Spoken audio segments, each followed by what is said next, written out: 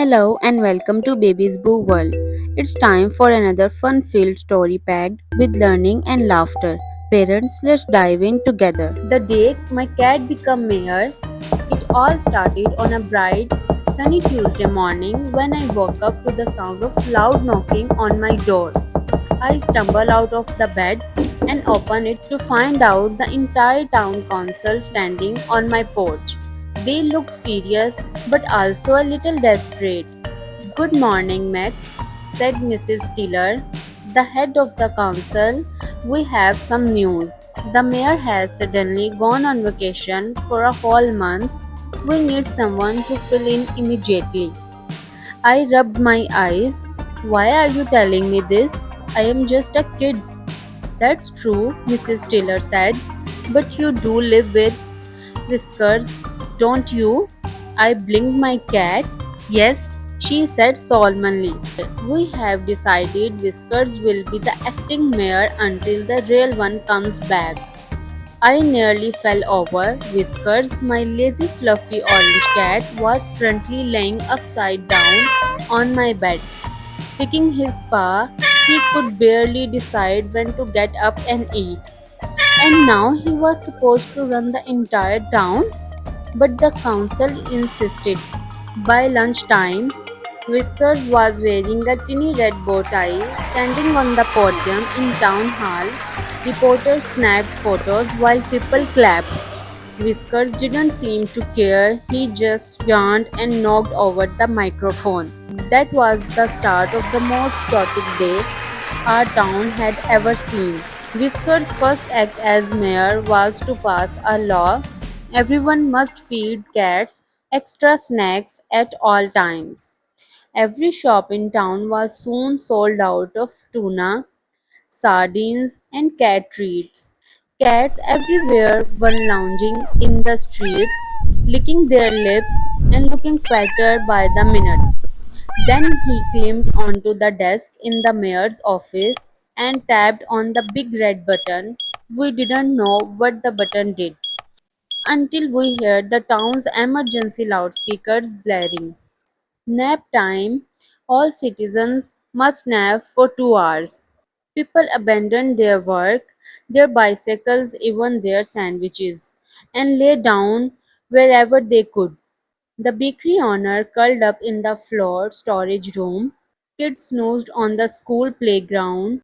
Dogs whined in the confusion as their owners flopped onto park benches. By mid-afternoon, Whiskers had moved on to transpiration. He padded into the bus station and sat on the driver's seat of the first bus he found. Instead of driving, he just curled up and went to sleep. No one dared to wake him. So buses stopped running entirely. People were forced to ride skateboards, scooters, and even shopping carts to get round. The cost didn't stop there. Whiskers decided the fountain in the town square was boring. So he knocked over the mayor's coffee cup right into the control panel. Suddenly, the fountain began spraying milk instead of water. Every cat in town flocked to the square, lapping happily while the rest of us tried to avoid smelling like sour dairy. He also appointed a city council made entirely of cats. They sat in a circle around him, mewing loudly as if debating important matters. One stripped tabby chased his tail during the entire meeting while a black kitten chewed on the official paperwork. By evening, things had gotten completely out of control. The grocery store was empty. Dogs were hiding under beds because cats had taken over the sidewalks. People were confused and tired from all the naps. Max, Mrs. Taylor grabbed me by the shoulders. You are the only one who can reason with the mayor. Please convincing him to step down. I went to town hall, where Whiskers was sprawled across the mayor's desk, snoring.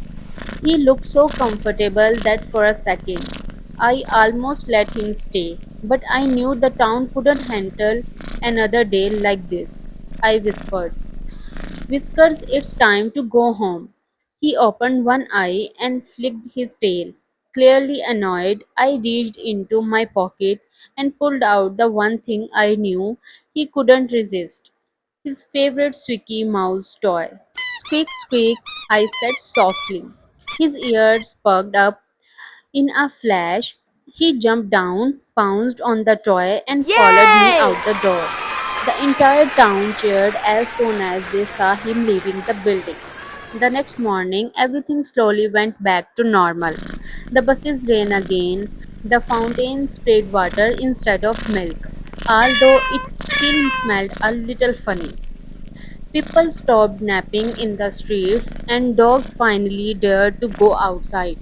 Whiskers, he was curled up on my bed, purring like nothing had ever happened. Mrs. Tiller stopped by to thank me. Max, you saved the town. Whisker is officially retired as mayor, but we are giving him the title of honorary mayor for life.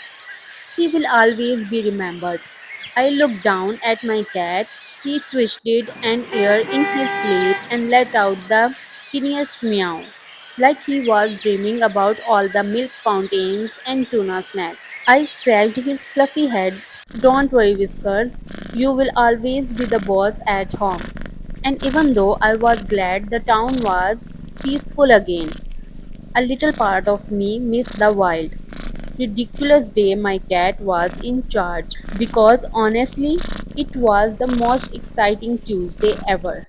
If you like this story, then don't forget to like, share, and subscribe Baby's Boo World. See you in the next story. Bye bye.